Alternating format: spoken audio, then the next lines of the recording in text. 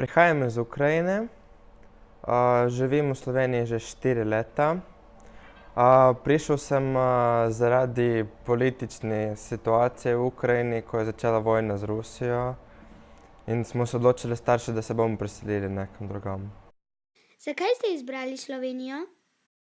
Slovenijo smo izbrali zato, ker je taka majhna, ampak hkrati lepa država, ki se nahaja v Evropi, in zato smo videli neko perspektivo v življenju. Kako so te sprejeli sošolci in učitelji? Na začetku sem šel v osnovno šolo Koper in tukaj znal pristopiti k tujcem in sem se počutil tako sproščeno in mi je bilo zelo v redu, kako se odnašajo učitelji, otroci do mene. Potem, ko sem se vpisal na gimnazijo po končanem 9. razredu, sem videl, da noben se ne posveti tako tujcem kot v osnovni šoli. So mi dali iste naloge kot ostalim otrokom, nisem imel nobenega tečaja slovenščine dodatnega, nisem imel nobenih prilagoditev, tako da sem se odločil, da se bom prepisal na drugo šolo. Kaj pa so ti rekli na gimnaziji?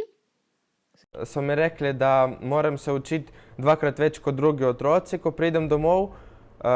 Citiram, da uči se namesto 4 ur kot naši otroci, uči se 7 ur. In takrat ti bo uspelo mogoče. Kako je pa na novi šoli?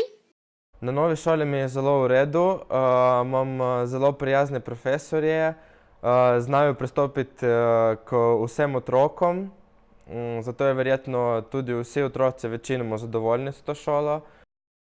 In kaj boš, ko boš velik?